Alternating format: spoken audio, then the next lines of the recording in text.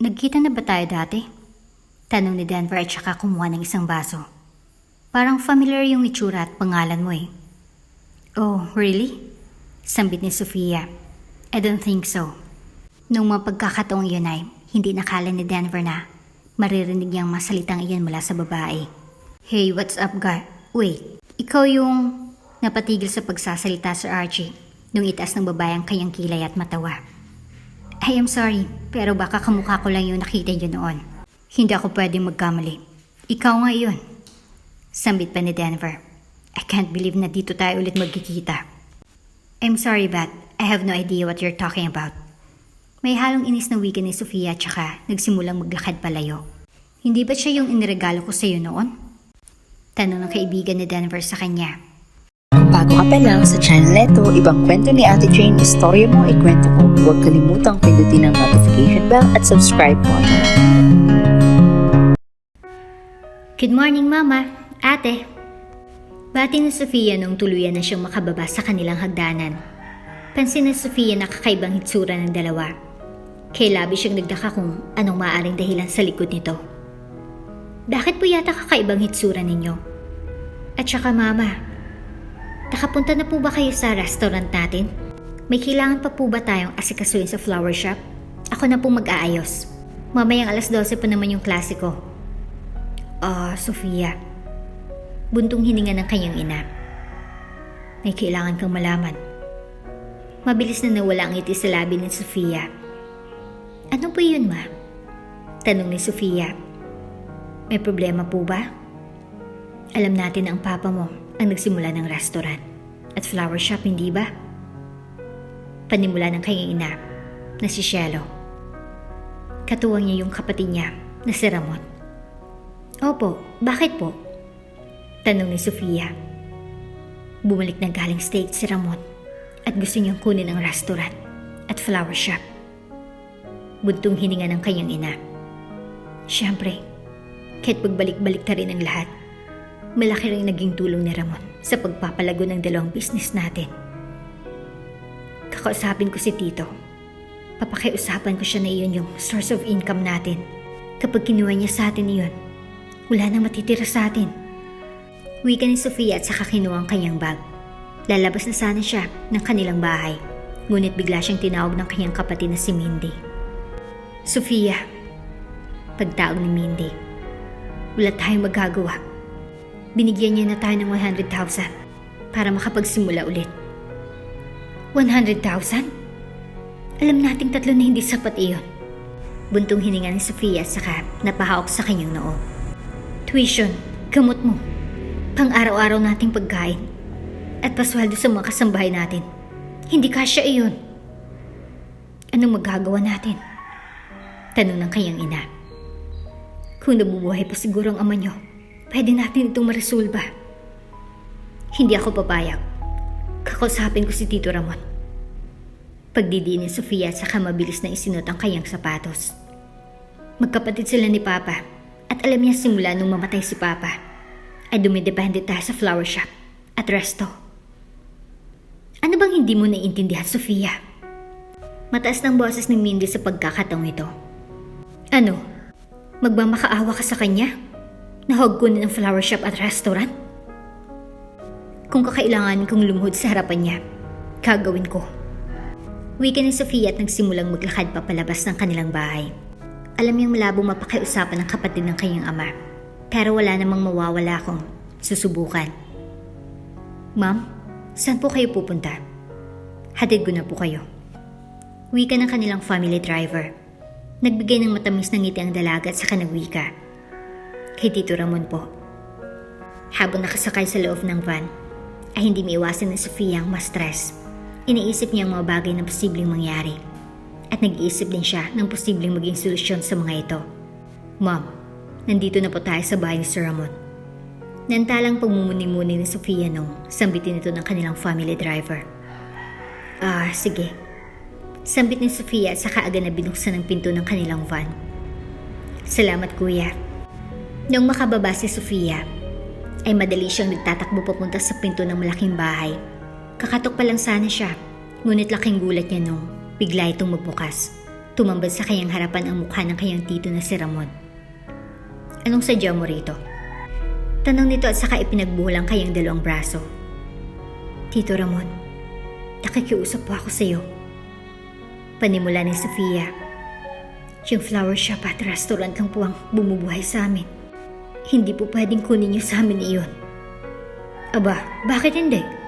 Malaking naging ambag ko sa business na iyon. At total, patay na rin naman ang papa mo, hindi ba? Kaya dapat lang na mapunta sa akin mga business na iyon. Tugon ni Ramon. At saka humigop sa kanyang hawak na iced tea. Hindi ba't matalino ka? Bakit hindi ka scholar? Limited lang pong pwedeng mag-apply sa scholarship. Kaya sabi ni Papa na mas okay kung huwag na ako makipag-agawan pa ng slot sa iba. Sagot ni Sofia. Kaya hindi na po ako nag-apply. Anong balak mo ngayon at kukunin ko ng mga business niyo? Tanong pa ni Ramon at saka isinandal ang kanyang balikat sa kanilang pinto. May mga maids at drivers ba kayo? Hindi natapos sa pagsasalita si Ramon dahil biglang lumuhod ng dalaga sa kanyang harapan. Tito Ramon, please po. Iyon lang pong ikinabubuhay namin. Kapag kinuha niyo po sa amin yung dalawang business namin, paniguradong maghirap na po kami at wala na po kami may pambibiling gamot sa ate ko. Pagmamakaawa ni Sofia. Lahat po gagawin ko. Basta huwag niyo lang pong kunin sa amin yung dalawang business namin. Halikan mong sapatos ko. Utos ni Ramon. Agad na napakunot noong dalaga nung sabihin nito ng kanyang tito. Ho? Pag-ulit ni Sofia. Anong sabi ninyo? Halikan mong sapatos ko. Pag-ulit ni Ramon. Walang pagdadalawang isip na hinalikan ni Sofia ang sapatos nito. Nabigla si Ramon.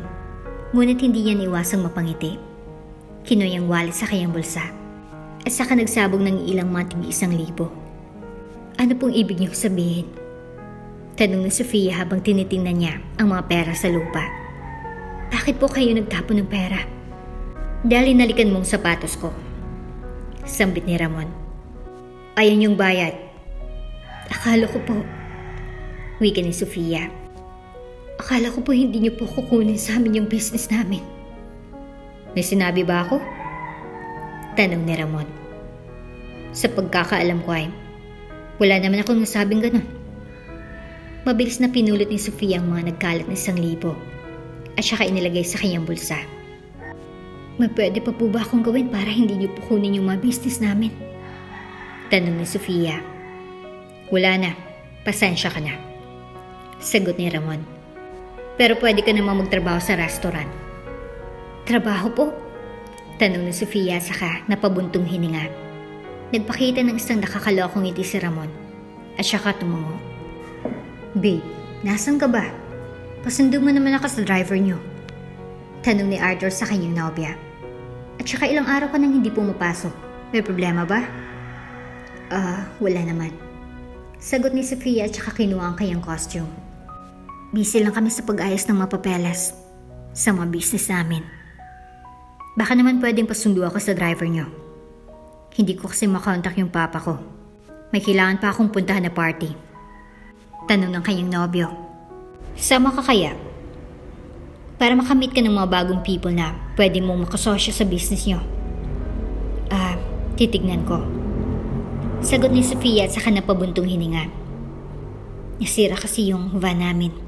Kaya ipapaayos pa namin. Pasensya ka na, babe. Ano? Paano ako makakapunta sa party ng kaibigan ko? Reklamo ni Arthur. Wala na ba kayong ibang sasakyan? Yung sa ate mo? Mag-jeep ka na lang, babe. Sagot ni Sofia. Ibinenta na ate yung kotse niya eh. Babe, bigatin ang mapupunta roon.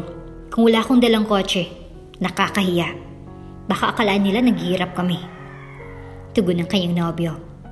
Mas importante ba sa akin yung ginagawa mo ngayon? Ano na lang sasabihin ng mga tao sa paligid natin kapag pumunta ako na mag-isa? I-check ko mamaya, babe.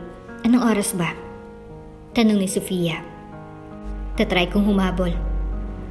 7 p.m. Suotin mo yung binili mo na cocktail dress, yung kulay pula. Tapos susuotin ko yung binili nating suit sa ibang bansa. Sagot naman ni Arthur. Bye, babe. Love you. Nung patay ni Arthur ang tawag, ay hindi naiwasan ni Sofia ang isandalang kanyang ulo sa dingding. Ibinenta na nila ang kanilang 3 kotse, pati na rin ang kanilang ilang lupain, upang mapasweldohan ang napakarami nilang kasambay at driver. Ano, Sofia? Suko na? Tanong ni Ramon sabay sandalang kanyang balikat sa pinto. Ilang linggo na rin ang lumipas nung magsimulang magtrabaho si Sofia sa kanilang dating restaurant bilang isang mascot. Ito ang dahilan kung bakit madalas ang pagliban niya sa klase. Hindi ba't kailangan mo ng pera? Hindi ako susuko, Tito Ramon. Wiki ni Sofia at saka isinot ang ulong party ng kanyang costume. Nagsimula na siyang maglakad papalabas ng kanilang restaurant at saka nagsimulang sumayaw sa ilalim ng tirik na araw. Uy, di ba kila Sofia itong restaurant? Mabilis na natigilan si Sofia noong may marinig siyang 2 babae na nag-uusap. Bisitahin kaya natin si Sofia. Malay mo ilibre niya tayo rito. Balita ko may bago sa menu nila. Hindi napigilan ni Sofia ang mapalunok noong mga oras na iyon. Tara, rinig niyang pagsagot ng isa niyang kaklase.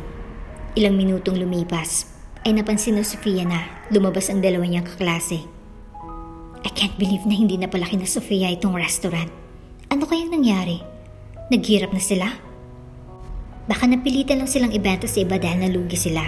Or baka hindi naman talaga kanila yung restaurant? I wonder kung may nakakaalam sa mga kaklase natin yung patungkol dito. Noong mga oras na iyon, ay hindi napigilan ng Sofia ang pagbagsak ng kanyang maluha. Pagod na pagod siya. At ang init ng suot niyang costume. Ngunit wala siyang magawa kung hindi ay sumayaw sa ilalim ng napakainit na sikat ng araw. 7 p.m. na at kanina pa nakatayo si Sofia sa tagpuan nila ng kanyang nobyo. Suot niya ng kulay pulang cocktail dress na pinag-usapan nila ng kanyang 5 taon na nobyo ni si Arthur. Balak na sana niyang tawagan ng pang-5 beses ang kanyang nobyo, ngunit biglang may tumawag sa kanyang pangalan. Sofia! Napatigil sa pagpipindot sa kanyang cellphone si Sofia at saka napangiti. Buti naman at nandito ka na. Totoo bang naghirap na kayo? Hindi nasanay Sofia na itong unang salitang maririnig niya mula sa nobyo. Kaya ba hindi ka na pumapasok sa school? Saan mo narinig yan? Tanong ni Sofia. Kanino pa ba? Di sa mga kaklase natin. Sagot ni Arthur. Bakit hindi mo malang sinabi sa akin? Dahil gusto kong ayusin itong problema ko nang ako lang. Tugon ni Sofia. Dapat malang in-inform mo ko. Ano na lang sasabihin ng mga kaibigan ko niyan? Reklamo ni Arthur. At saka napakamot sa ulo. Anong nangyari? Nalugi kayo sa business? Nalubog kayo sa utang? Kinuha na sa amin ni Tito Ramon yung mga business namin. Naluluhang panimula ni Sofia. Kaya napilitan ako magtrabaho as mascot sa dati naming restaurant. Ibinenta na rin namin yung ilan naming lupa at mga sasakyan para masweldohan yung mga kasambahay at driver namin. What the hell? Bulo ni Arthur at saka napahok sa magkabilang baywang niya. Are you kidding me? Stop messing me around. Honestly, I wish na sana nagbibiro na lang ako. Buntong hininga ni Sofia at saka pinunasan ng maluhang tumutulong mula sa kanyang mga mata. Kung ako lang masusunod, hindi ko gusto yung mangyari ang lahat ng iyon. Okay, that's enough. Let's just break up. Mabilis na nalaki ang mga mata ni Sofia noong mga oras na iyon. I'm sorry? What? Pagkaklaro ni Sofia. Makikipag-break ka sa akin? Yes, we should break up. Ano na lang sasabihin ng mga friends ko kapag nalaman nilang naghihirap na kayo? Iisipin nilang hindi kayo magaling mag-manage ng business. At sinong magmumukhang masama? Ako. Pagdadahilan ni Arthur. Believe it or not, hindi na tayo magka-level. Sana mo lang ginamit mo yung utak mo para hindi mo lasin yung business niyo. Hindi nakala ni Sofia na maririnig niyang lahat ng iyon mula sa kanyang nobyo. Hindi niya akalain ganito palang tingin sa kanya nito. Dahilan para matawa na lamang siya. So sa loob ng 5 years nating pagsasama, ginamit mo lang ako para maging magandang reputasyon mo sa mga tao sa paligid natin? Arthur, anong klaseng tao ka? Natatawang tanong ni Sofia. All this fucking time, you are just after my money? Of course not. Pinapahalagaan at inalagaan din naman kita. It is just that I can't date someone na hindi katulad ko. Pwede naman tayo magkabalikan once makuha mo yung business nyo. I can't believe I'm hearing all of this. Buntong hininga ni Sofia. You know what? Lumayas ka na sa harapan ko bago ko patadyakan yung pagmumukha mo. Wala pang isang minuto ay nagsimula na ngang maglakad ang binata papalayo. Ito ang dahilan kung bakit naisipan ni Sofia na maglakad sa daan at umupo sa isang malaking bato. Dahil wala namang tao sa daan, ay dito na lamang niya naisipang umiyak. Kakaunti lamang mga sasakyang dumadaan at tanging ang napakaliwanag na buwan lamang ang nagsilbing ilaw niya sa napakadilim na kalsada. Laking pagtataka ni Sofia nung makarinig siya ng isang motor na unti-unting tumigil sa pag-andar. Nung tingnan niya kung sino ito, ay nagtamang kanilang mga paningin. "Oh, miss, saan dito yung Manggahan Street?" Tanong ng lalaki. Diretso lang po kayo tapos kakaliwa po kayo. Makikita niyo rin naman po agad iyon dahil may mga signs naman po sa tabi-tabi." Sagot ni Sofia. Pansin ng binata na namumula ang mga mata pati na rin ang ilong ng dalaga. Dahilan para siya ay mag-alala ng konti. "Okay lang po ba kayo? Kailangan niyo po ng tulong?" Tanong ng binata. Ngumisi lamang si Sofia at saka umiling. Nakaramdam ng takot ang binata noon sa mga oras na iyon. Pero gayon pa man, ay nagpasalamat pa rin siya at saka nagtungo sa Manggahan Street. Naiwang mag-isa muli ang dalaga.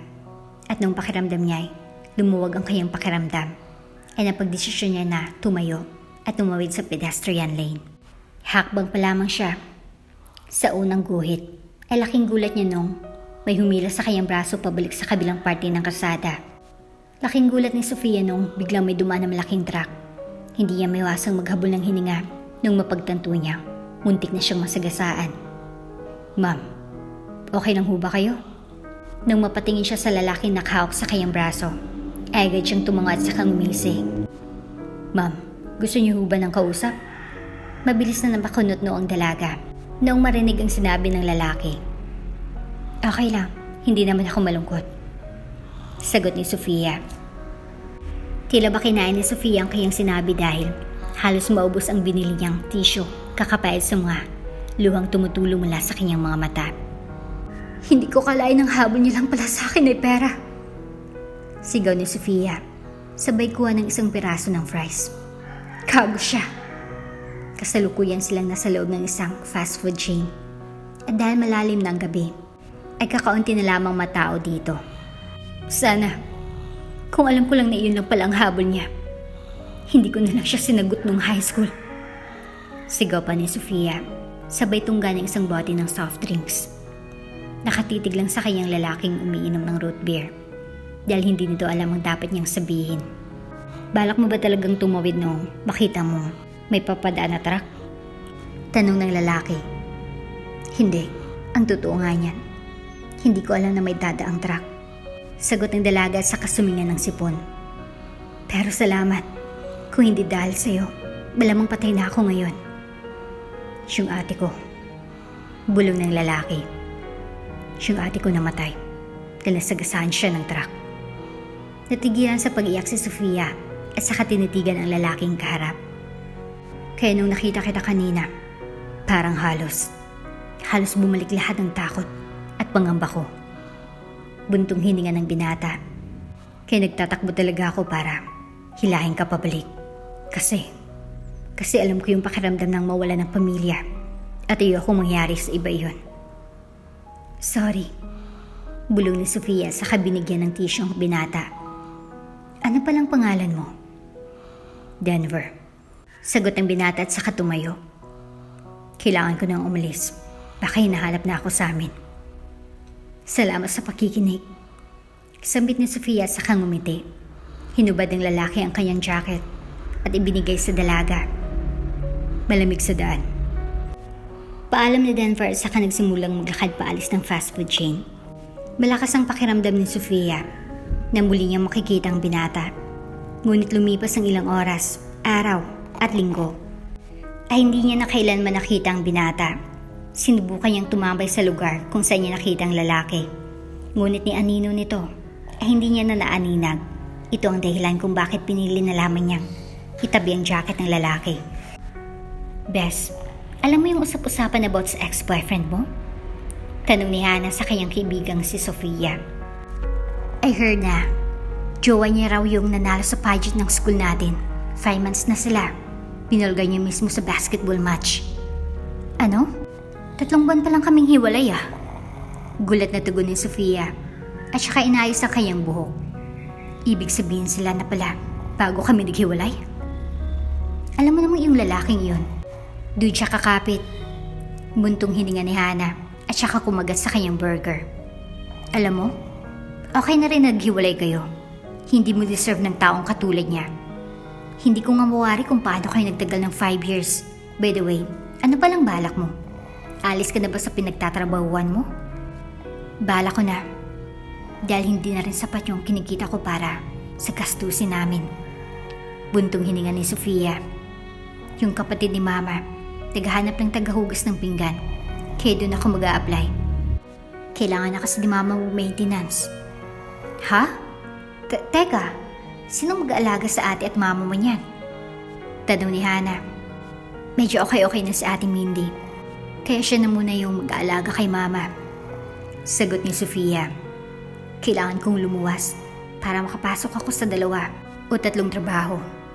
Bes, napakasipag mo naman. O heto. Sambit ni Hana at saka nagbigay ng 5,000. Sana makatulong. Naku Hana, hindi ko ito tatanggihan. Sobrang salamat. Tugon ni Sofia saka mabilis na niyakap ang kanyang kaibigan. Nako, wala yun. Basta, kahit anong mangyari. Nandito lang ako lagi, okay? Dagdag pa ni Hana sabay gulo sa buhok ng kaibigan. Para sa'yo, bibisitay ko sila tita at i-update kita lagi, okay? Nagbigay lamang ng matamis ng ngiti si Sofia at saka pinunasan ang maluwang tumutulo mula sa kanyang mga mata. Matapos ang ilang araw, ay tuluyan nang nakipagsapalaran si Sofia sa Maynila. Namasukan siya bilang tagahugas ng pinggan sa kainan ng kanyang tiya.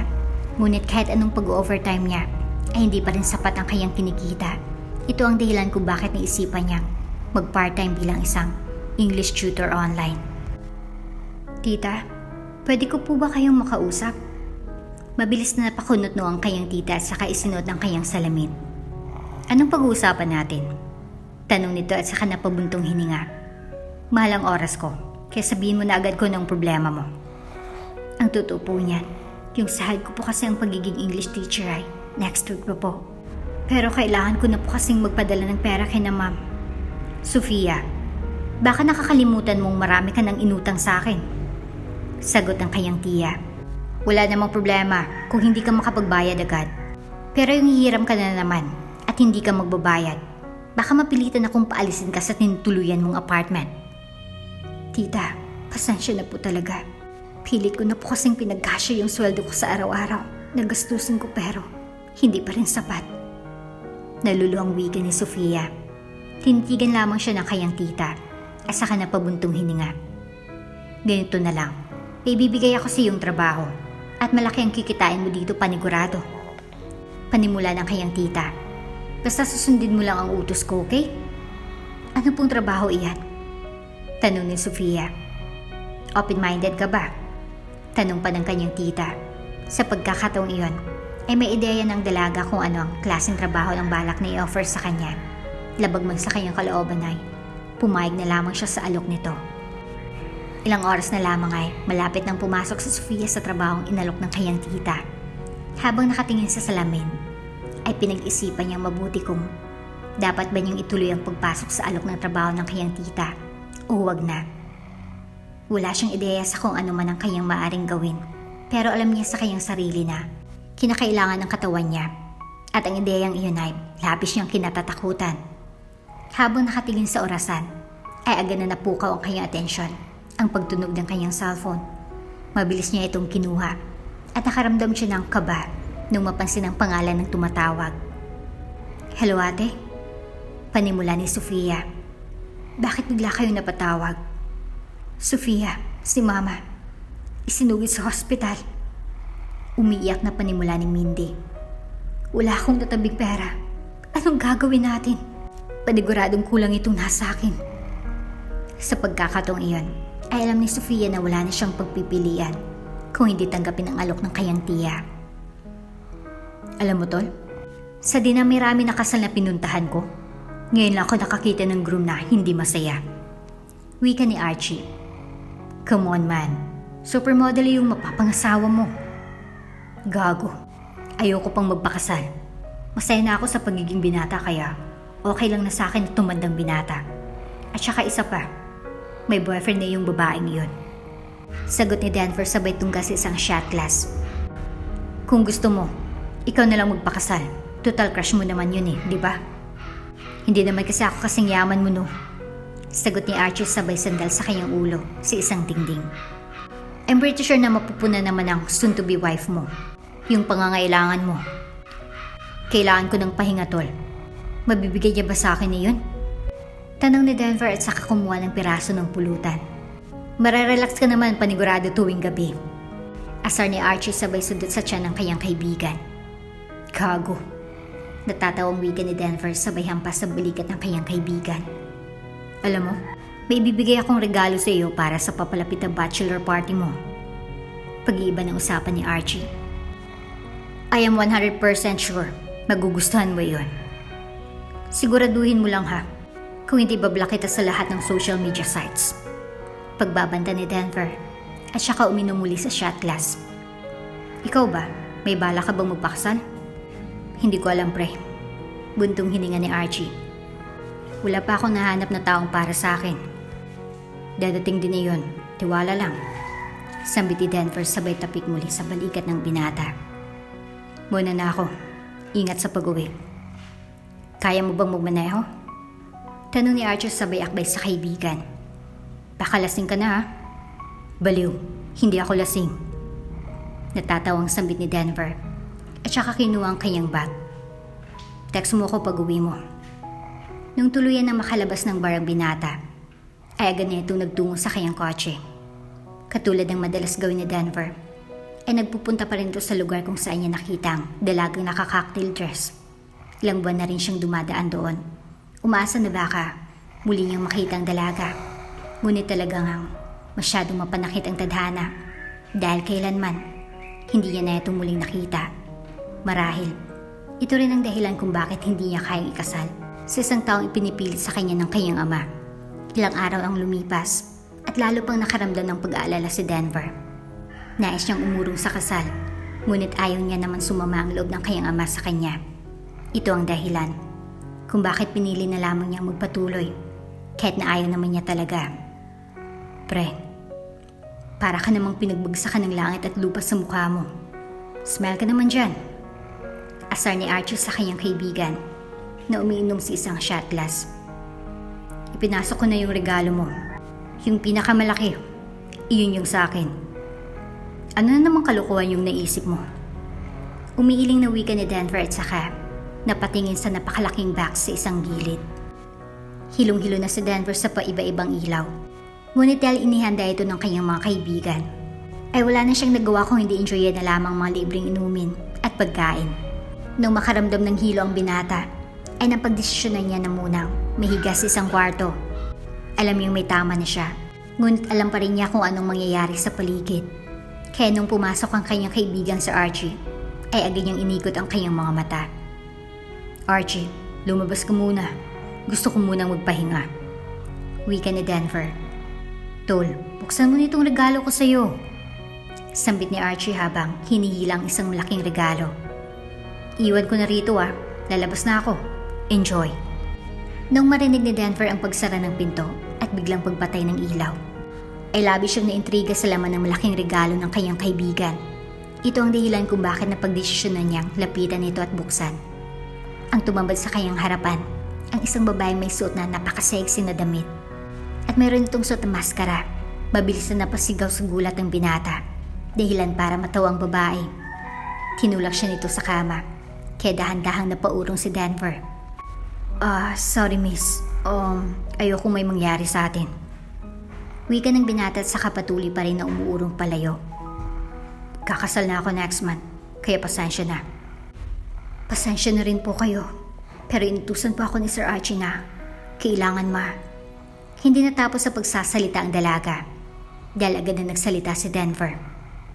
Okay lang, ako na bahala.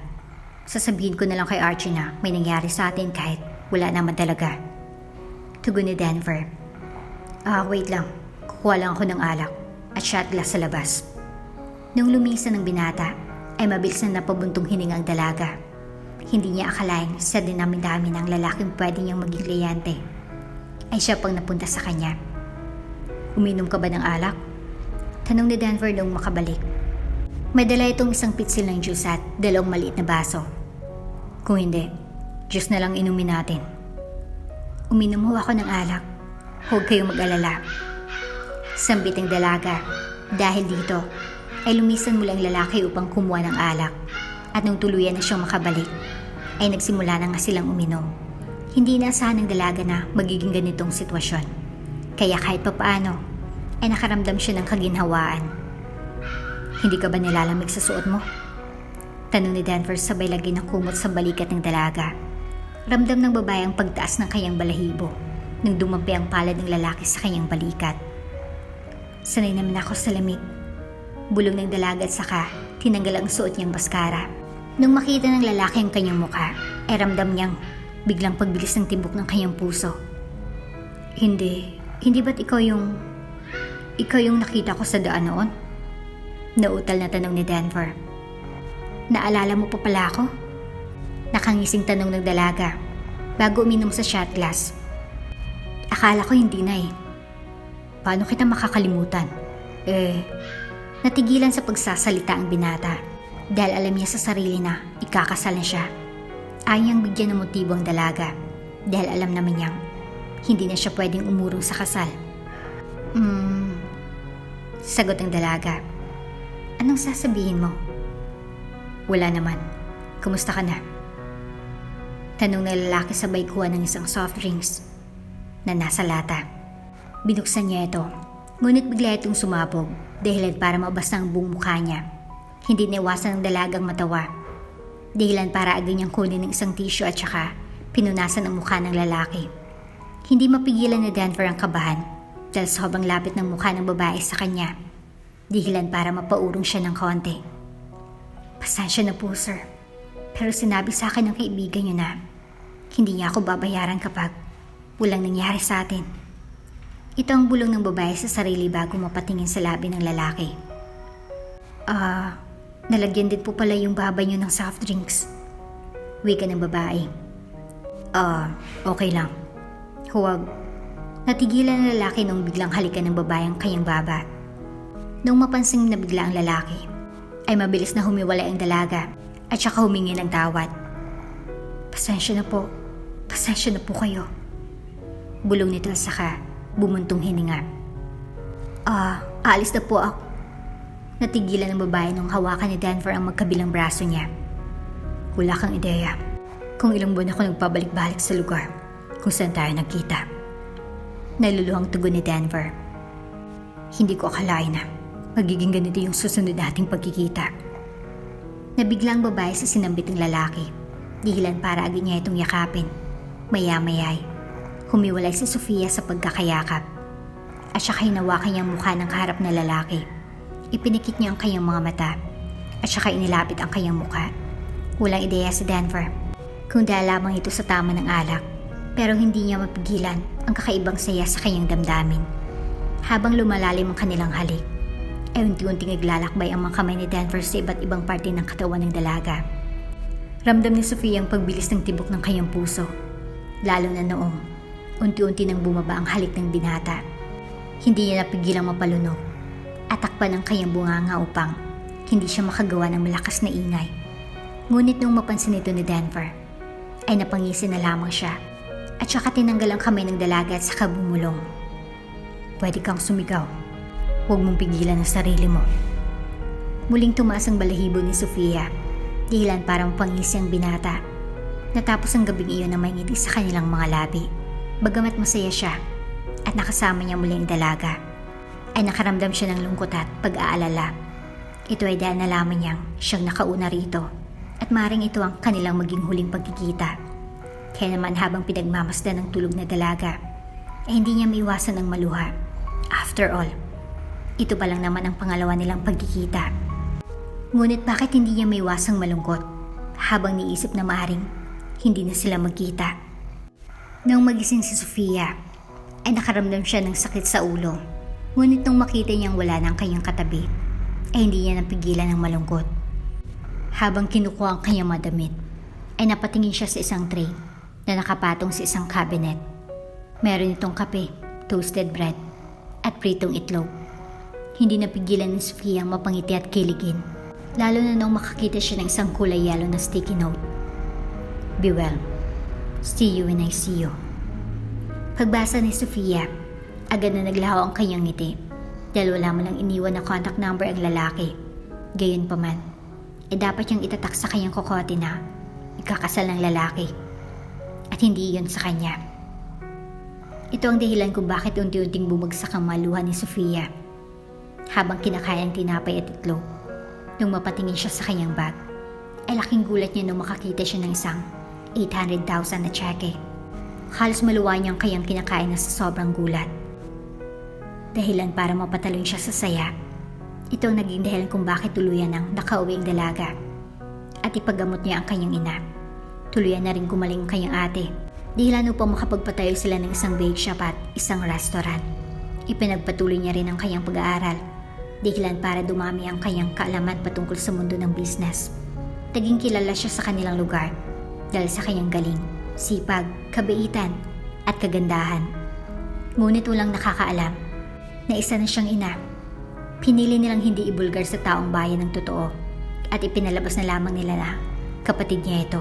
Masakit man ito para kay Sofia, ay tinanggap na lamang niya ito.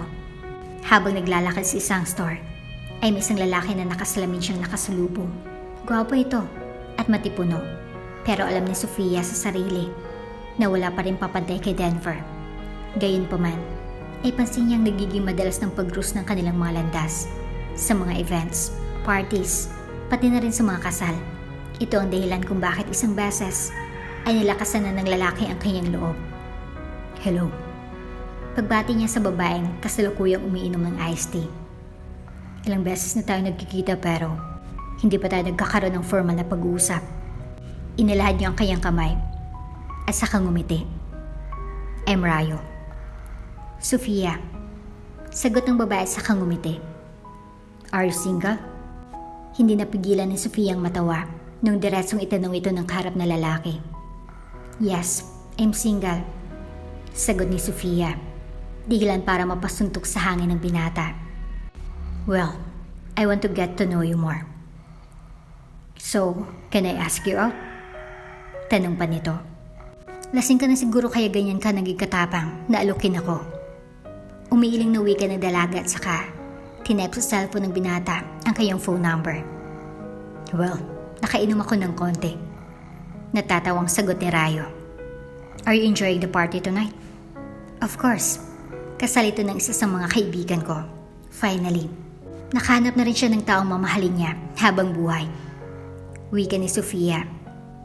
Ang swerte ko rin dahil nahanap na kita. Mabilis na inikot ni Sofia ang kanyang mga mata at saka umupo sa isang kulay blue na upuan. You know what? Dagdag pa ng lalaki. I need a woman like you. Smart, brilliant, pretty, and independent. Hindi napigilan ni Sofia ang matawa at mapailing. Marami ng lalaking pumuri sa kanya, kaya hindi na rin bago sa kanyang mga salitang binibitawan ni Rayo. Sinabi niya sa kanyang kapatid na hindi siya mahulog sa lalaki. Ngunit dahil pansin niya na mabait naman ito at nire-respeto siya nito, ay tila ba kinain niyang lahat ng kanyang sinabi. Hello Timothy, nandiyan bang ate mo? Tanong ni Rayo sa batang lalaki. Ngumiti ang bata at saka tinawag ang kanyang ina na si Sofia. Ate! Pagdaw ni Timothy, mabilis na bumaba si Sofia at noong masilayan niya si Rayo, ay agad siyang napangiti. Flowers for you. Masayang wika ni Rayo at saka nagbigay ng isang bouquet.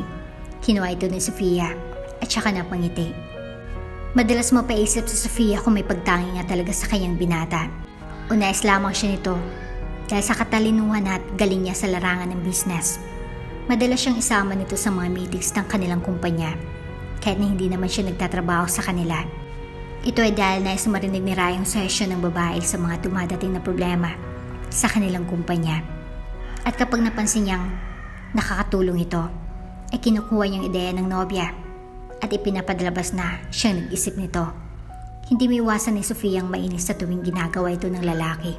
Pero dahil mahal naman niya ito kahit papaano, ay hinahayaan na lamang niya. Hi, you must be Sofia Perez. Madalas kong marinig sa asawa ko na napakatalino at creative mo sa pagmamarket ng bake shop at restaurant mo. I really wish I have your talent. Wika ng isang babaeng nasa 30s na. Napangiti si Sofia sa kan magsasalita na sana, ngunit biglang sumausaw sa usapan si Rayo. Well, sadly, kung hindi ka naging ina, I am pretty sure may pag-asa ka rin mag-thrive sa larangan ng business. Kaso wala eh. Inuna mo yung Rayo. What the hell are you talking about? Hindi pinatapos si Sofia ang pagsasalita ng kanyang nobyo at napatingin sa babaeng mukhang nagulat din sa sinabi ng lalaki. I am really sorry. Lasing lang si Rayo. Thank you for your kind words. Let's talk again tomorrow. Ihatid ko lang itong lalaking to sa kotse niya. Mabilis na hinatak ni Sofia ang lalaki at saka nagsimulang maglakad palayo sa maraming tao. Hello there. Napatigil sa paglalakad ang magkasintahan nung makakita sila ng matandang mag-asawa. Parang nagmamadali kayong umuwi. Is there a problem? Tanong ng matandang babae sa dalawa. Mabilis na umiling si Sofia at saka nang patingin sa kanyang nobyo na nakasimangot. Alam mo, napakaswerte mo at meron kang isang katulad ni Sofia. Mabait, matalino, creative. Well, swerte rin naman siya sa akin dahil I can give her whatever she wants. Pagdidiin ni Rayo. Bakit ba lagi niyong sinasabi na napakaswerte ko kay Sofia? She's not that unique. Mabilis na napakunot noon ni Sofia noong mga oras na iyon. What did you say? Baka naman na-insecure ka lang dahil madalas purihin ng mga tao si Sofia. Dagdag pa ng matandang babae. Oh, for goodness sake. Lalong lumalabas ang pagka-toxic mo sa ginagawa mong iyan. I am not toxic, okay? Paglilinaw ni Rayo. It's just that nakakapagod lang isipin na people often praise her and not me. In that case, you don't deserve her at all. Huling wika ng matandang lalaki bago maglakad palayo kasama ang kanyang asawa. Nung mapatingin si Rayo sa kanyang nobya, halata niyang bisit na ito.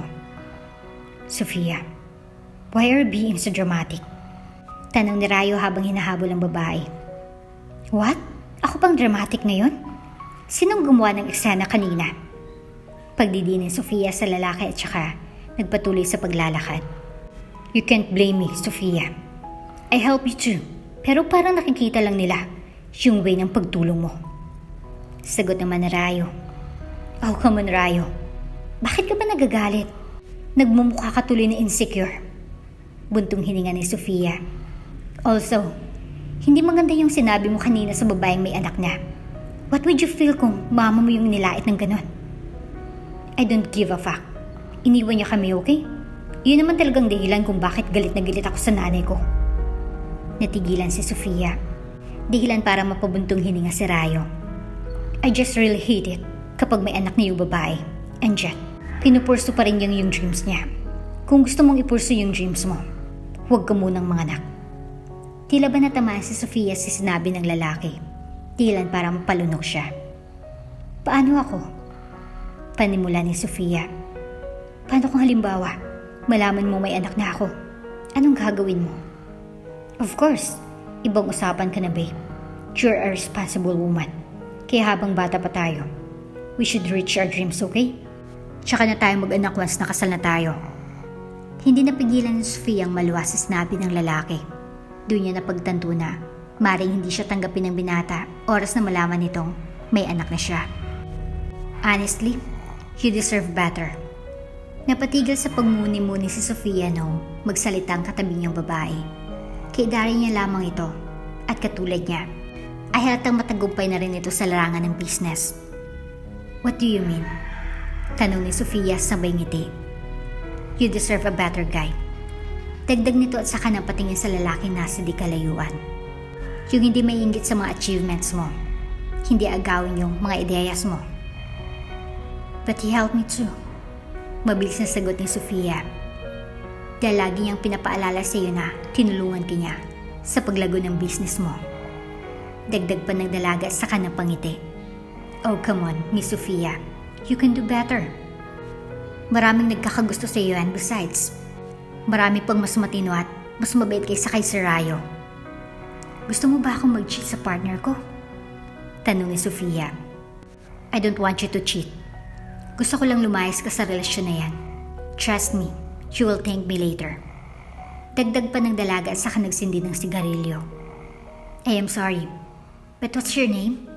Tanong ni Sofia. Ara, kakabreak ko lang sa partner kong katulad ni Rayo. Sagot ng babae. I need to go now, take care. Tinitigan lamang ni Sofia ang babae habang naglalakad ito palayo. Bagamat alam niya sa kanyang sarili na hindi niya deserve ang magkaroon ng katulad ni Rayo, ay iminado siya kahit papaano ay nakatulong ito sa kanyang buhay. Dahilan para piliin pa rin niyang manatili sa tabi nito sa kabila ng lahat. 5 taon nang lumipas at napagdesisyonan ni Rayo na tuluyan na ngang alukin ng kasal ang kanyang nobya. I have no idea bakit kailangan pa tayong imbitahan ni Rayo sa isang party. Hindi naman natin siya close. Wika ni Denver at saka sinuting isang coat. Sige nga, Archie. Alukin mo ba yung kaaway mo sa isang party? Ikaw naman pare, grabe naman sa kaaway. Natatawang sambit ni Archie habang sinusuklay ang buhok. Friendly competition lang naman ang rivalry sa pagitan yung dalawa, hindi ba? Friendly competition ba ang pagpapakalat ng fake news? Tanong ni Denver bago magpabango. Kung hindi naglabas ng statement ng tatay ko, malamang marami nang napaniwala na isang kriminal ang tatay ko. Ikaw na talagang pinakaulirang anak sa lahat. Asar ni Archie sabay suot ng kanyang sapatos. Kahit na tinanggal ka na talaga sa pwesto ng magaling mong ama, mahal mo pa rin talaga siya. Kahit di naman ako si Papa, papatalsikin ko din sarili ko. Dahil sino ba namang matinong lalaki ang tatakbuhan ng kasal? Nakakaya dun sa babae. Umiiling na sagot ni Denver. Ano ka ba? Hindi ba't grabe na ngang pagpapasalamat sa iyo nung supermodel? Dahil hindi ka sumipot sa kasal. Nagkaroon sila ng tsansa na makapagtanan. Sagot ni Archie. Isipan mo lagi yung brighter side, hindi yung nagmumukmuk ka dyan habang iniisip yung napakaraming what ifs. At saka alam mo, madalas kong marinig sa mga business partners ni Rayo na masamang ugali niya at tangi ang nobya niya lang sumasagip lagi sa kanya. Kwento pa ni Archie. Sofia daw ang pangalan ng girlfriend niya. Nakita mo na bang itsura nun? Wala akong pake. Basta kailangan ko lang talagang umaten sa party ng kahit papaano ay unti-unting mawala ang galit ng tatay ko sa akin. Sagot ni Denver at saka tumingin sa salamin. Malay mo, magbagong isip ni Papa at ipamana na talaga sa akin yung company. We are glad to see you here, Mr. Santos. Mabilis na napangiti si Denver at saka tumango. Hindi ko in-expect na pupunta ka rito dahil alam mo naman na may rivalry sa pagitan ng dalawa niyong pamilya. Agad na natawa si Denver at saka inayos ng kanyang buhok. Well, after all, naging kaibigan ni Papang tatay ni Rayo. So kahit papaano ay may pinagsamahan kami. That's really nice to hear. Sagot pa ng matandang lalaki. By the way, kailan ka ba ikakasal? Halos lahat ng kasabayan mo ay malapit ng ikasal. Hindi napigilan ni Denver ang matawa at mapatingin sa paligid. Well, the thing is, I've always wanted to become a better man first.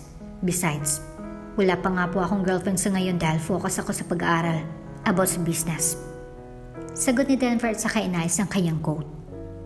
Paniguradong magiging swerte ang magiging future wife mo. Pahabol ng matandang lalaki bago tapikin ang binata at saka maglakad palayo. Habang pinagmamasdan ni Denver na maglakad palayo ang matanda, ay napabuntong hininga siya. Hindi itong unang beses na may nagtatanong sa kanya kung kailan niya balak mag-asawa. Minsan, ay hindi niya na maiwasang mainis. Ngunit paraan lang siguro yun ng mga tao upang magkaroon ng usapan. Tulo. Alok ni Archie sabay bigay ng isang basong puno ng iced tea. Sarap ng iced tea nila. Thank you, Tol. Sambit ni Denver sabay inom. Nung marinig nila na may magsalita sa stage, ay agad na napatingin ng magkaibigan dito. Hello, good evening. Pagbati ng lalaking nasa stage. Ay nawala kayong ideya kung para sa ng party. Pero ito na nga. Sofia Perez? Okay lang ba kung pumunta ka sa stage? Mabilis na napalingon ang mga tao upang hanapin ang babaeng tinawag na Rayo. Halos mabuga ni Denver ang iniinom niyang iced tea noong makita ang isang babaeng naglalakad papunta sa stage. Familiar sa kanyang babae. Dahilan para matulala lamang siya rito. Ngayon ko lang nakita ang malapitan yung girlfriend ni Rayo. Maganda pala talaga. Wika ni Archie habang tumatango. Di ba tol? Hindi agad nakasagot si Denver dahil hindi siya makapaniwalang magtatagpo silang muli ni Sofia. Magandang gabi po sa inyong lahat. Pagbati ng babae sabay ngiti. Wala pa akong ideya actually kung anong nangyayari ngayon. Pero sabi, natigilan sa pagsasalita ang babae noong makita niyang lumuhod ang lalaki. Agad na nagsigawan ng mga tao noong maglabas ito ng maliit na box. Mabilis na napahawak ang dalaga sa kanyang bibig. Dahilan para lalong mapangiti si Rayo. Sofia Perez. Sambit ng lalaki noong makuha niya ng microphone. Will you marry me? Muling naghiyawan ng mga tao. Hindi napigilan ni Denver ang maluha noong mga oras na iyon. Mabilis niyang pinunasan ang kanyang mga mata at napangisi. Yes, sagot ng babae. Mabilis na niyakap ni Rayo ang dalaga. Grabe, ang romantic naman nun. Umiiling na wika ni Archie. Mukhang mahal talaga nilang isa't isa. Excuse me. Sambit ni Denver sa babaeng kasalukuyang naglalagay ng juice sa kanyang baso. Can I talk to you for a minute? Pansin ni Denver na nagulat ang babae, pero nagpakita lamang ng isang matamis na ngiti ito, tsaka tumango. Nagkita na ba tayo dati? Tanong ni Denver at saka kumuha ng isang baso. Parang familiar yung itsura at pangalan mo eh. Oh, really? Sambit ni Sofia. I don't think so. Noong mga pagkakataong iyon, ay hindi inakala ni Denver na maririnig niyang masalitang iyon mula sa babae. Hey, what's up guy? Wait, ikaw yung... Napatigil sa pagsasalita si Archie nung itaas ng babae ang kanyang kilay at matawa. I am sorry, pero baka kamukha ko lang yung nakita niyo noon. Sambit ni Sofia. I have to go. Enjoy your meal.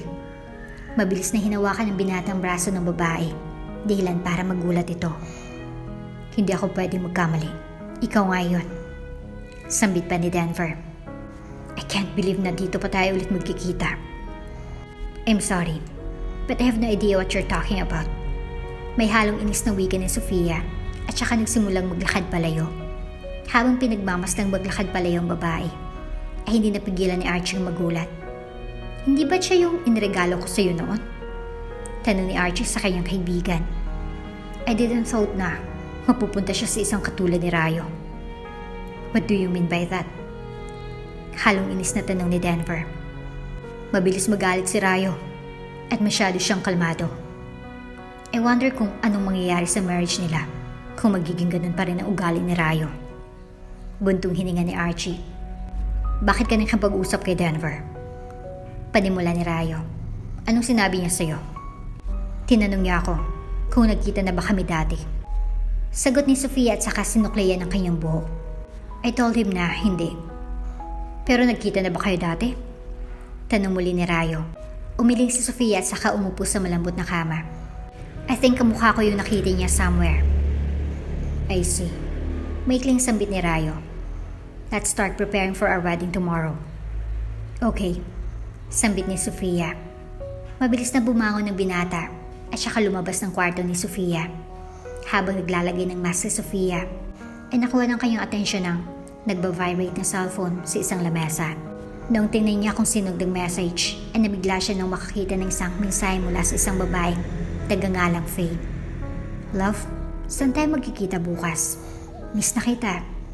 Pagbasa ni Sofia sa mensahe ng babae, hindi na rin nagulat si Sofia. Ilang beses niya nang nahuli ang lalaki na may kinikitang babae. Pero pinagsasawalang bahala na lamang niya ito. Mabilis niyang nilapag ang cellphone ng kanyang fiancé at inilagay sa cabinet. Nung muling pumasok si Rayo sa kanyang kwarto, ay nagpanggap na lamang siya na hindi niya napansin ang nag-message sa kanya. Hinawakan ni Rayo ang balikat ni Sofia at saka hinalikan nito. Mabilis na umurong palayo si Sofia at saka napabuntong hininga. Is there a problem? Tanong ni Rayo. Bakit grabe kang makaurong? Ayoko parayo. Gawin na lang natin after ng kasal. Sambit ni Sofia sabay lagay ng lotion sa kanyang braso. Fine. Maikling sagot ni Rayo at saka kinuha ang kanyang cellphone bago umalis ng kwarto. Noong tuluyan ng makalabas ng lalaki, ay hindi naiwasan ni Sofia ang mapakagat sa kanyang labi. Maya-maya ay naramdaman niya ng mabilis na pagbagsak ng kanyang maluha. Hindi niya mawari kung dapat na ba siyang masanay sa ganitong sitwasyon o dapat niya nang kumprontahin ang kanyang fiancé. Good morning, Miss Sofia. May gusto pong kumausap sa iyo. Nasa office niyo po siya. Pagbati ng sekretary ni Sofia, mabilis na napakunot ang babae at nagtungo sa kanyang office. Nabigla si Sofia nung makakita ng isang pamilyar na lalaki na nakaupo sa isang sofa. What are you doing here? Tanong ni Sofia at saka nilapag ang kanyang bag sa kanyang desk. Someone told me na mas madalas ka dito sa building ng fiancé mo kaysa dun sa office mo sa Cebu. Panimula ng lalaki. Kaya ako nandito. What do you need, mister? Tanong ni Sofia. Busy akong tao. Huwag kang magpakasal sa kanya. Seryosong wika ni Denver. Please. Sino ka ba sa tingin mo para sundin ko? Tanong ni Sofia saka ipinagbuhol ang kanyang dalawang braso. I don't even know you. Can you do something para maalala lang kita? Agad na tumayo ang lalaki at saka dahan-dahang itinulak sa isang dingding ang babae. Halata ang pagkagulat ni Sofia, lalo na noong nagkalapit ang kanilang mga mukha. Ramdam nilang dalawang unti-unting pagbilis ng tibok ng kanilang puso. Lalo pa noong unti-unting idampi ni Denver ang kanyang labi sa baba ng dalaga. Nung unti-unting ilayo ng lalaki ang kanyang labi, ay hindi mawari ni Sofia kung bakit bigla niyang hinawakan ang mukha ng lalaki at saka hinalikan ang labi nito. Hindi inakala ng lalaki na gagawin ito ng babae. Kaya ganyang nilakang pinto ng office ng babae. Nung mapagtanto ni Sofia ang nangyayari, ay ganyang itinulak pala yung lalaki. What the fuck? Bulong ni Sofia at saka napahawak sa kanyang noo. Leave. Ano? Naalala mo na ako? Tanong ni Denver. Tell me, naalala mo na ako? Hindi naman talaga kita nakalimutan. Sagot ni Sofia. Pero ano naman ngayon? Ikakasal na ako. Pwede bang lumahis ka na lang? Hindi ako tumuloy sa kasal. Buntong hininga ni Denver. Alam ko, kaya nga pinatalsik ka ng tatay mo sa mataas mong posisyon. Sambit ni Sofia. Pero balita ko nagpasalamat daw sa iyo yung babae dahil nakatakas sila ng nobyo niya. Updated ka pa rin pala sa buhay ko.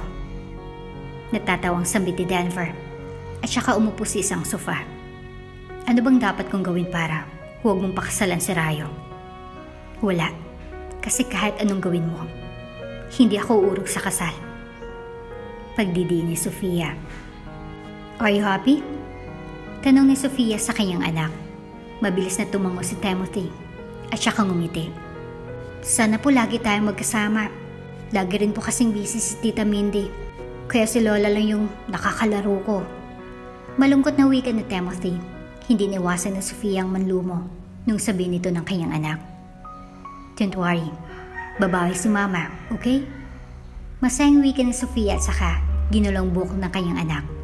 Sakto nung paglabas nila ng mall, ay bumuhos ang malakas na ulan dahilan para mapabuntong hininga si Sofia. Malayo ang parking lot at wala pa silang dalang payong. Dahilan para agad na mapaisip si Sofia. Balik tayo sa loob, nak? Bili tayo ng payong? Tanong ni Sofia sa kanyang anak. Sasangayon na sana si Timothy, ngunit biglang may tumigil na kotse sa kanilang harapan. Bumaba ang bintana at agad na napakunot si Sofia nung makita kung sinong nasa loob nito. Sinusundan mo ba kami? Tanong ni Sofia sabay sarado ng pinto ng kotse. No, bumili ako ng paboritong pagkain ni Papa sa mall. At saka bakit naman kita susundan? Depensa ni Denver at saka napatingin sa malit na batang katabi ni Sofia. Hello, ang cute mo naman. What's your name? Timothy po, sagot ng bata. Kayo po? Denver, sagot ng lalaking kasalukuyang nagdadrive. Kanuanan mo si Sofia?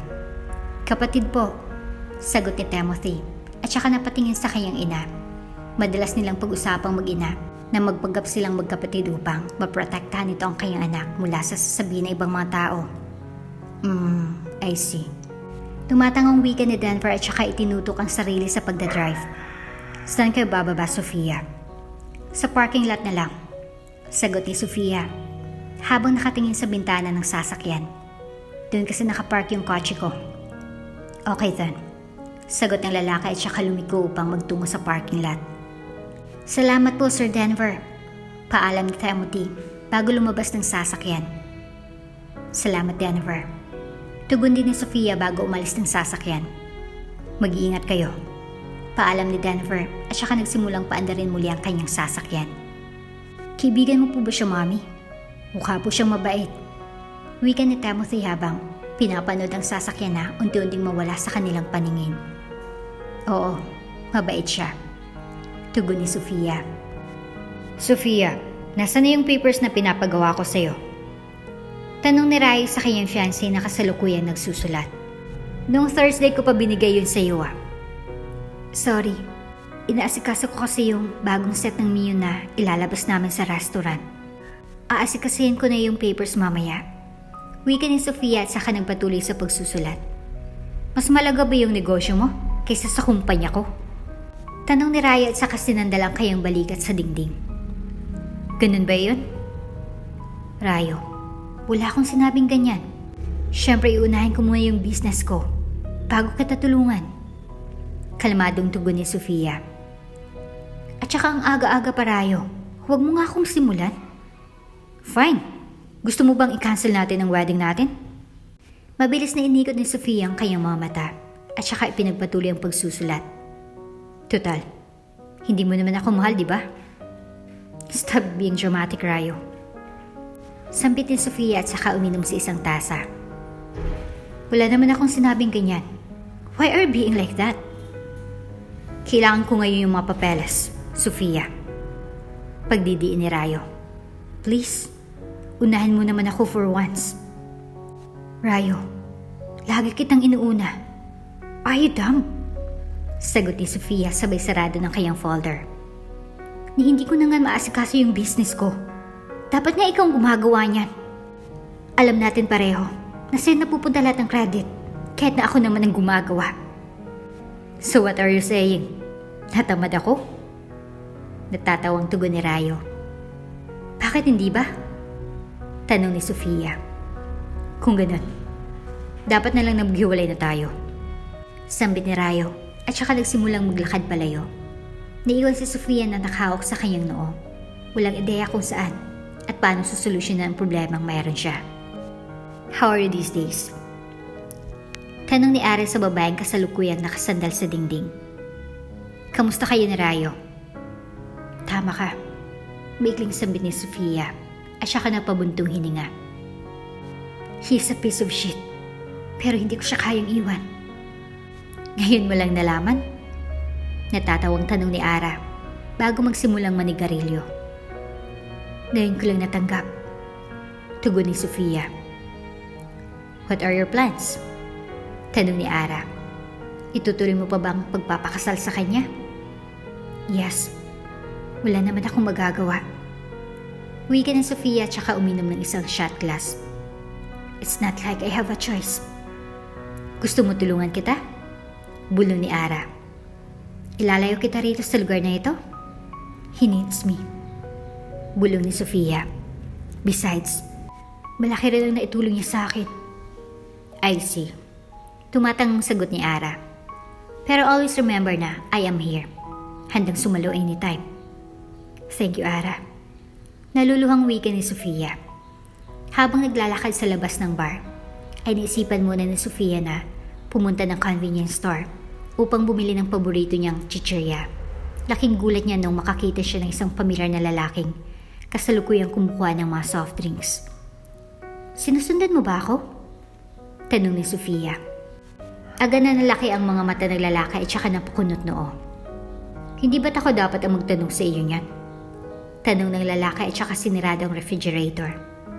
Bakit naman kita susundan? Tanong ng babae at saka kumuha ng soft drinks. Sino ka ba sa tingin mo? Walang isinagot ang lalaki at saka nagsimula ng maglakad palayo. Hindi nakala ni Sofia na walang sasabihin pabalik ang lalaki. Dahilan para agad niya itong tawagin. Denver, may girlfriend ka na ba? Tanong ng babae. Wala. Maikling sagot ni Denver at saka kumuha ng biscuit. Bakit mo tinatanong? Wala naman. Wika ng babae at saka kumuha rin ng isang biscuit. Sofia, pagtawag ng lalaki. Paano kung sabihin kong umurong ka sa kasal? Denver, hindi ka ang unang taong nagsabi niya sa akin. Kaya kung tingin mo mababago mong nasa isip ko, yun ka nagkakamali. Wika ni Sofia. Tinulungan nila ako makabangon. Kaya may utang na loob ako sa kanila. Hindi pa ba sapat na ikaw halos bumubuhay sa malapit ng mamatay nilang negosyo? Tanong pa ni Denver. Paano na lang kung hindi naging kayo ni Rayo? Can you please stop it, Denver? Bulong ni Sofia. Walang magbabago at hindi magbabago ang desisyon ko. Fine. Maikling tugon ni Denver at saka nagtungo sa counter. Akala ni Sofia ay iyon ang magiging huli nilang pagkikita. Ngunit nasundan pa ito ng nasundan. Kahit hindi nila sinasadya. Nandito ka na naman? Tanong ni Denver sa babaeng kasalukuyang umiinom ng kape. I'm starting to think na tadhana na yung naglalapit sa atin. Mabilis na inikot ni Sofia ang kanyang mga mata at saka ipinagpatuloy ang pag-inom ng kape. Just admit it, sinusundan mo ako. Bakit ko naman susundan ng isang babaeng malapit ng ikasal? Tanong ni Denver. Anyways, may alam ka bang bilihan ng cake? Malapit na kasi ang birthday ng papa ko. Kung ina-expect mong makaka-discount ka sa akin, dun ka nagkakamali. Mabilis na napakunot ang noo ni Denver nung sabi nito ng babae. Nung pagkakataong iyon, ay tsaka lamang naalala ni Denver na may bake shop nga pala si Sofia. Oo nga pala, may bake shop nga pala kayo. Sambit ni Denver. Favorite ko yung strawberry cake nyo. Talaga? Paborito rin iyon ng anak ko. Masayang sambit ni Sofia at saka hinalo ang kape sa kanyang tasa. Anak? Nagtatakang tanong ni Denver. May anak ka na? Nabigla si Sofia sa kanyang sinabi. Dahilan para mapakagat siya sa labi. May anak na kayo ni Rayo? Tanong ni Denver. Bakit hindi niyo pinapaalam sa publiko? Well, hindi alam ni Rayo ang tungkol dito. Bulong ni Sofia. At wala akong balak ipaalam sa kanya. I see. Bulong ni Denver. Nasa na niyang tanungin kung sinong ama nito. Pero ayaw naman niyang maging hindi komportable ang babae. Kaya iniba na lamang niyang usapan. Anyways, nagsisimula na akong mag-painting this past few weeks. Kung mahilig ka sa mga paintings, pwede kayong pumasyal sa lugar kung saan ko nilagay yung mga paintings ko. Thank you sa pag-aalok, Denver. Nagbigay lamang ng isang malawak ng ngiting lalaki at saka tinanggal ang kutsara sa kanyang tasa. Quit playing games with me. Bakit magkasama kayo ni Denver last time? Pinaplano mong traido rin ako? Pagbabanta ni Rayo. Alam naman natin pareho na kalaban natin ang kumpanyang pagmamay-ari nila. Andiyan, nakikipagkita ka sa kanya. He is my friend, Rayo. Nakita mo ba akong nagagalit tuwing nakikipag-usap ka sa magaganda mong business partners? Tanong ni Sofia. Bakit ba lagi kang ganyan? Ganito na lang ba tayo lagi hanggang sa kasal natin? Kung hindi mo ayusin ang sarili mo. Oo. Sigaw ni Rayo. Hanggat wala ka pang anak, mag-focus ka sa pagpapalago ng business. Dahil once na magkaanak ka na, hindi ka na makakatapak pa sa building na ito. Dahil sa bahay ka na lang. Mabilis na naliit ang mga mata ni Sofia sa sinabi ng kanyang fiancé. Excuse me? Anong ibig mong sabihin? Pagkaklara ni Sofia. Pwede naman ako magtrabaho at mag-alaga sa anak natin at the same time. No, you will not. Pagdidiin ni Rayo. Ayoko maging katulad ka ng nanay ko. Rayo, hindi talaga ako magiging katulad ng nanay mo. Dahil iba ako sa kanya. Pagdidiin ni Sofia. Mahirap bang intindihin na yun? Just trust me for once, Sofia. Wika ni Rayo, sabay hawak sa magkabilang balikat ng babae. Ayoko maging broken family tayo katulad ko. Sa pagkakataong iyon, ay hindi niwasan ni Sofia ang maluha. Hindi niya akalain ganito palang nice ng kanyang fiancé. Dahilan, para magdalawang isip siya sa pagpapakasal. Denver, panimula ni Sofia. Paano kung mahal mo yung tao pero ayaw mo nang makasama pa siya? Mabilis na napakunot no ang lalaki at saka tinitigan ng langit. Bakit naman ayaw mo na siyang makasama? Tanong ni Denver sabay tusok sa fishball na nasa plastic cup. May nangyari ba? Nagpaplano siya para sa future namin pero hindi man lang niya inaalala yung magiging reaction ko. Buntong hininga ni Sofia. Nakakainis lang kasi parang baliwala lang ako sa kanya.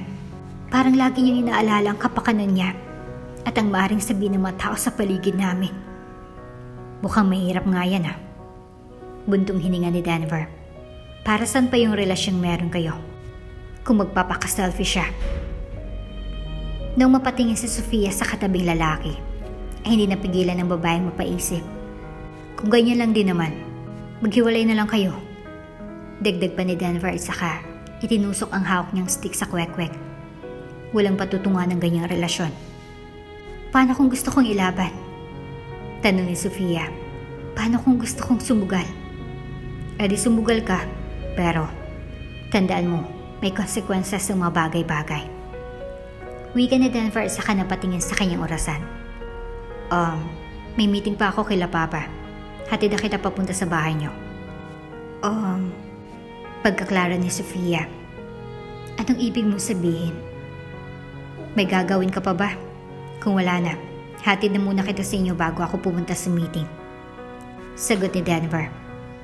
Hindi napigilan ni Sofia ang sarili na titigan ng lalaki nung matamaan ng sikat ng araw ang mukha ni Denver. Litaw na litaw ang kulay tsokolating mata nito at aminin man niya o hindi ay talagang nakakabighani ito. May problema ba? Tanong ni Denver. May dumi ba sa mukha ko? Alam ni Sofia na mali ang kanyang nararamdaman. Dahilan para mapabuntong hininga na lamang siya. Denver, huwag na tayo magkita. Bulong ni Sofia. Biglang lumakas ang hangin. Dahilan para iipit ni Denver ang ilang piraso ng buhok ni Sofia sa likod ng tenga nito. Pansin ng lalaki ang unti-unting napupuno ng tubig ang kanyang mga mata. Dahilan para agad siyang ngumiti at mapatingin sa sahig. Anong nakakatawa? Tanong ni Sofia.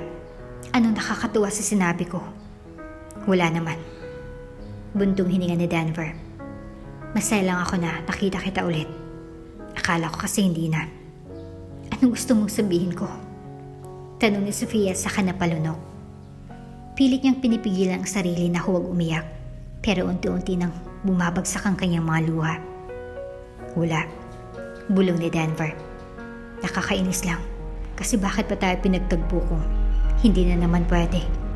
Pero naisip ko, baka kaya tayo nagkita para hindi na tayo maghintay sa wala. At last, nakuha na natin ang sagot sa mga tanong natin. Mag-ingat ka palagi. Paalam ni Denver saka nagsimulang maglakad palayo. Nais ni Sofia na habulin ang lalaki. Ngunit alam niya sa kanyang sarili na hindi pwede at hindi na maaari.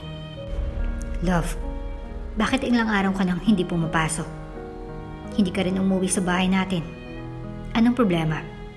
Tanong ni Rayo sa kabilang linya. Masama lang yung pakiramdam ko. Wika ni Sofia habang nakahiga pa rin sa kama. Next week na siguro ako papasok. Love, anong gusto mong kainin? Magdadala ko riyan. Tanong ng lalaki sa kabilang linya. Lugaw o di kaya noodles? Bulong ni Sofia. Salamat. No worries, love. See you later. Matapos ng ilang segundo ay pinatay na ni Sofia ang tawag at saka napatingin sa bintana. Mataas ng sikat ang araw, ngunit tila nilalamig pa rin si Sofia. Simula nung magpaalam sila Denver sa isa't isa. Tila ba hindi na siya naging masaya pang muli. Mom, pupunta na po ako sa school. Paalam ni Timothy noong buksan niyang kwarto ng kanyang ina. I love you. Ingat anak, I love you too.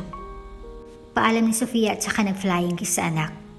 Noong isarado ng kanyang anak ang pinto, ay labis na napaisip si Sofia kung kailan niya dapat sabihin kay Rayo na matagal na siyang may anak. Aminado si Sofia na sa oras malaman nito ng lalaki ay paniguradong hindi ito matutuwa.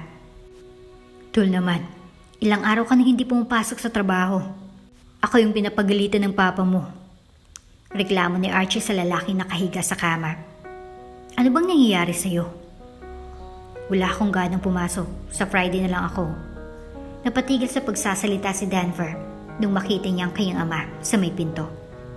Denver, ano bang nangyayari sa'yo? Panimula ng ama niya. May sakit ka ba? Dadalhin na kita sa ospital. Pa, wala akong sakit. Nalulungkot lang talaga ako kaya wala akong gana gumalaw. Wika ni Denver at saka kinuhang malambot na unan. Huwag yun nang itanong kung bakit. Mahirap ipaliwanag. Nagkatinginan si Archie at ang ama ni Denver. Sa pagkakataong iyon, ay napagdesisyon na lamang ng dalawa na iwan muna siya upang makapagpahinga. Ilang linggong lumipas, ay unti-unti ngang naging maayos ang dalawa. Bumalik na ang lahat sa dati nung hindi pa sila nagkikitang muli. Hello, nandyan ba si Rayo? Tanong ni Sofia habang may dalang isang box ng cake. Pansin niyang nagulat ang assistant ng kanyang fiancé, dahilan para mapakunot ang kanyang noo. Kasi po, Hindi na pinatapos ni Sofia sa pagsasalita ang babae. At saka agad nang binuksan ang office ng kanyang fiancé. Laking gulat niya nung makitang may nakapatong na babae sa ibabaw ni Rayo. Nanlaki ang kanyang mga mata. At agad na kinuha ang cake sa loob ng box. Naglakad siya patungo sa dalawa. At hinagis ito sa dalawa. Mabilis na tinulak ni Rayo ang babae palayo. At saka isinot ang kanyang shorts at t-shirt. Mabilis na naglakad palabas si Sofia at saka hinarap ang assistant ng kanyang fiancé. Sabihin mo, pangilang babae na itong dinala niya sa office niya? Naluluhang tanong ni Sofia. Agad na napalunok ang babae at saka napatingin sa sahig. Pang-10 na po. Mabilis na pabuntong hininga si Sofia at saka napalunok. Sofia, sandali. Mabilis na inalis ni Sofia ang kamay ni Rayo nung hawakan ito ang braso niya. Let me explain. Anong i-explain mo, Rayo? Buntong hininga ni Sofia. Alam kong dati mo pa itong ginagawa, pero nagbubulag-bulagan lang ako dahil mahal kita. Ngayon, hindi ka na nahiya sa mga katrabaho mo. Dinadala mo pa talaga dito yung mga babae mo. Bakit ikaw? Hindi ba't nakipaghalikan ka kay Denver? Sa lalaking kaaway ko sa negosyo? Hindi ka na nahiya. Kung pinagbibigyan mo siguro ako na makasama ka sa kama, di hindi ko na kailangan maghanap ng iba. Sigaw ni Rayo. Para lang tayong may mali, Rayo. Pero pinag-iiba natin. Ikaw, pulit-ulit mong ginagawa. Kahit alam mo nang mali. Buntong hininga ni Sofia at saka nagsimulang maglakad paalis ng office ni Rayo. Mama, punta po ako sa school. Ikaw magsabit ng medal ko. Nakangiting yaya ni Timothy sa kanyang ina. Sige ba? Kailan bang recognition niyo? Tanong ni Sofia sabay hawak sa kamay ng kanyang anak. Next month pa naman po. Sagot ng bata. Okay anak, sabihin mo sa akin kapag may date na para makancel ni mama lahat ng plans. Sambit ni Sofia sabay yakap sa anak. I love you anak. I love you too mama. Napatigil sa pag-uusap ang mag-ina nung may mag-doorbell. Nagkatinginan ng magkapatid, dilan para mapagdesisyon na ni Mindy na siya na lang magbubukas ng pinto. Nandyan po ba si Sofia? Magalang na tanong ni Rayo. Gusto ko lang po sana na makausap siya. Humingi ng tawad si Rayo sa lahat ng nagawa niyang kasalanan at nangako na itong hindi uulit. Humingi rin ng tawad si Sofia dahil para magkaayos na nga silang tuluyan. Ngunit isang araw pa lang lumipas ay nalaman na naman niyang nagdala ng babae sa office si Rayo. Isa nga pong, wait, Sofia? Napatigil sa pag-inom ng tequila si Sofia at saka napakunot noo. Uy, ikaw nga, kamusta ka na? Agad na natawa si Sofia sa paraan ng pagbati ng lalaki dahil kung makaasta ito ay para sila magkaibigan. Okay naman ikaw? Tanong ni Sofia. Mabuti rin, pero sobrang dami ng kailangan kong asikasuhin. Ikakasal na kasi ako.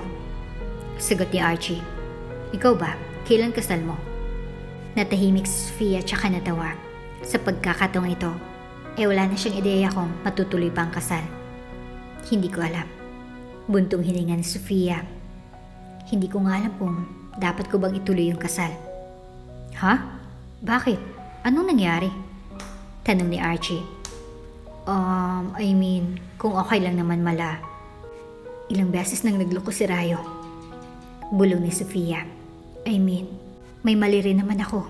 Pero humingi na kami ng tawad sa isa't isa. Kaso ginagawa niya pa rin yung panluloko sa akin. What the fuck? Sagot ni Archie. Gago talaga yung si Rio. Si Denver, kamusta na? Tanong ni Sofia. Maayos lang ba siya? Pupunta siya ng America next month. Sambit ni Archie. May gusto ka bang ipasabi sa kanya? Meron. Bulong ni Sofia sa sarili. Marahil, kulang 100 salita upang ipaliwanag ko ang nararamdaman ko para kay Denver. Nagpakita lamang ng isang matamis na ngiti ang babae at saka uminom muli ng tequila. Wala naman. Kitang-kita ni Archie na base sa itsura ng babae ay minais itong sabihin. Ngunit tila may pumipigil sa loob nito na huwag ipahayag ang kanyang nararamdaman. Tumango na lamang si Archie at saka ipinagpatuloy ang pag-inom ng alak. Buong tapang nag-doorbell si Denver sa malaking gate nila Sofia. Inasahan niyang walang magbubukas dahil 3:00 pa lamang ng umaga. Ngunit laking gulat niya nung makarinig siya ng yapak na palakas ng palakas. Kitang-kitang pagkagulat sa mukha ng babae nung buksan niyang gate. Hello, Sofia. Pagbati ni Denver. Nagising ba kita? Sorry. Hindi pa ako nakakatulog. Pasok ka. Sambit ni Sofia at saka tuluyang binuksan ang gate. Nung makarating ang dalawa sa sala, ay tila ba nakakabingi ang katahimikan sa pagitan nila. Bakit mo naisipang dumalaw? Tanong ni Sofia. Alis na ako papuntang Amerika mamaya. Gusto ko lang magpaalam ng maayos. Buntong hininga ni Denver. I see. Bulong ni Sofia. At saka tingin ko, mas makakabuti na rin sa atin kung hindi muna tayo magkita. Tumango si Denver habang nakatingin pa rin sa kulay itim na lamesa. Kung sakaling uuwi ako, may babalikan ba ako? Meron. Sagot ni Sofia. Si Timothy. Nanlaki ang mga mata ni Denver nung mga oras na iyon. Anak mo si Timothy. Dagdag pa ni Sofia. Kung uuwi ka, kahit para na lang sa kanya. Hindi napigilan ni Denver ang maluha ng mga oras na iyon. Napatakip siya sa kanyang bunganga at saka napahagulhol. Bakit? Bakit ngayon mo lang sinasabing lahat ng iyan? May tamang oras ba? Tanong ni Sofia. Pasensya na. May ideya ba si Timothy na akong ama niya? Bulong ni Denver. Paano ako makakaalis nito? Parang ayaw ko na tuloy umalis nito. Bumalik ka para sa kanya. Kahit para kay Timothy na lang. Nakangisin sambit ni Sofia. Dahan-dahang napatango si Denver at saka hinawakan ng mga kamay ni Sofia. If you have the chance to run away, would you run away with me? Perhaps in my next life. Sagot ni Sofia. Let's meet the other guest. Masayang wika ni Rai sabay hawak sa baywang ng kanyang fiancé. I am 100% sure na magugustuhan ka nila. At kapag nakuha mong loob nila, pwedeng-pwede natin silang hikayatin na tangkilikin ang itatayo nating bagong negosyo. That sounds good. Wika naman ni Sofia at saka inayos ang pagkakatali ng kanyang buhok. Nung makita niyang biglang umilaw ang kanyang phone, ay agad niya itong kinuha at saka napatingin sa katabing lalaki. I'll answer this first and I'll come back. Please make it fast, okay? Baka umuwi na yung iba eh. Tugon ni Rayo at saka napakunot noo. By the way, sino ba yan? Si Ate Mindy. Pagsisinungaling ni Sofia at saka nagsimulang maglakad palayo. Sige, don't worry. Saglit lang naman ako. Labis na nagtaka si Rayo noong mga oras na iyon. Dahil nung makita niyang pangalan ng tumatawag, Tim ang nakasulat. Huwag mong sabihin, nag-cheat ka sa akin. Bulong ni Rayo sa sarili bago uminom ng champagne. Nung magbukas ng elevator, ay isang pamilyar na lalaki ang kanyang nasilayan. Pansin din ng babae na nagulat ito, kaya agad siyang umiwas ng tingin bago pumasok ng elevator. Hiling ni Sofia na sanay may pumasok pang ibang mga tao noong mga oras na iyon. Ngunit matapos ang ilang minuto, ay kusa nang nagsarado ang elevator. Saan ka pupunta? Pagbasag ng lalaki sa namumuong katahimikan, Agad na napakunot noo si Sofia at saka napatingin sa katabing lalaki. Sa may second floor, ikaw. Sagot ni Sofia sa katabing lalaki. It's been a while. Kamusta ka na? Akala ko magtatagal ka sa Amerika. Pansin ni Sofia ang pag-iba ng itsura ng katabing lalaki. Dahilan para magtaka rin siya. Maya-mayay, ipinakita ni Denver ang kanyang cellphone na nakalagay sa kanyang kabilang tenga. Ramdam ni Sofia ang pagkakit ng kanyang dugo patungo sa kanyang pisngi. Sa pagkakataong iyon, ay nais na lamang niya mapakain sa lupa dahil sa hiya. Nung magbukas ang elevator, ay agad na nga siyang lumabas at saka nagtungo sa isang guest room. Nung muling tumawag ang kanyang anak, ay agad niya itong sinagot. Sorry anak, hindi ko agad nasagot yung tawag. Bingay kasi sa party, kaya naghanap ako ng kwarto na walang ingay. Wika ni Sofia at saka inilagay ang kanyang bag sa isang sofa. Bakit ka pala biglang napatawag? May problema ba? Mommy, pwede ko po ba sa Friday? Bibigyan po kasi ako ng medal. Maganda siguro kung nandun po kayo at kayo magsabit ng medal. Ramdam ni Sofia ang unti-unting babagsak ng kanyang maluha. Doon niya naalala na simula nung kinder, hindi pa siya kailanman nakakaakyat ng stage sa tuwing nagkakaroon ng award ang kanyang anak na si Timothy. Kung pwede lang naman po kayo. Kung hindi po, okay lang naman po. I'll do my best, anak. I am really sorry, anak. Nagbabago kasi talaga yung schedule. Tugon ni Sofia at saka napahawak sa kanyang noo. Anong gusto mong regalo? Tanong ni Sofia. Mama, hindi ko po kailangan ng regalo. Kayo po ang kailangan ko. Halos manlambot si Sofia nang marinig ang naging tugon ng kanyang anak. I'm sorry, anak, pero Napatigil sa pagsasalita si Sofia nang marinig niyang may padabog na nagbukas ng pinto. Dahan-dahan siyang napalingon at nung makakita siya ng matangkad na lalaking nakasalamin, ay nakaramdam siya ng takot. Sige, mamaya na lang ulit. Bulong ni Sofia at saka pinatay ang tawag. Sinong kausap mo? At kailangan mo pang umakyat ng pangalawang floor para lang sagutin ang tawag. Kung nakakapatay lamang ang matitik, ay kanina pa nawala ng buhay si Sofia. Mabilis siyang kinuha ang kanyang bag at saka ngumiti. Tara na, baka umuwi na yung mga importanteng clay. Huwag mong ibahin ang usapan, Sofia. Wika ng lalaki at saka nagsimulang maglakad papalapit sa kanyang fiancé. Sino ang kausap mo? Hindi ba sinabi ko nga si Ate Mindy yun? Bakit ka ba paulit-ulit? Itinaas na ni Sofia ang kanyang boses noong mga oras na iyon. Bakit di mo nakalagay dyan sa cellphone mo? Sigaw ni Rayo, sabay turo sa hawak ng cellphone na kaharap na babae. Malayo ang Mindy sa team. Anong iniisip mo? Na may iba ako? Natatawang wika ni Sofia. Balak niyang paikutin sa kanyang kamay ang lalaki dahil dito siya magaling. Sa ating dalawa, sino nga ba talagang naglolo ko? Bakit hindi mo sinabi sa akin na may anak ka na? Bulong ni Rayo saka isinilid ang kanyang hawak na cellphone sa bulsa. Hindi agad nakapagsalita si Sofia. Wala siyang ideya kung ano bang nararapat niyang isagot sa tanong ng kanyang fiancé. Ano? Bakit hindi ka makasagot? Dagdag pa ni Rayo at saka lumapit sa babae. Ang ayoko sa lahat, yung ginagagawa ko. Noong mga oras na iyon, ay hindi napigilan na Sofia ang manginig sa takot. Ngayon lamang niya nakitang galit na galit ang lalaki, dihilan para labis siyang mapaurong. Mabilis na napapikit sa Sofia nung bumelo ang lalaki na parabang hampasin siya nito.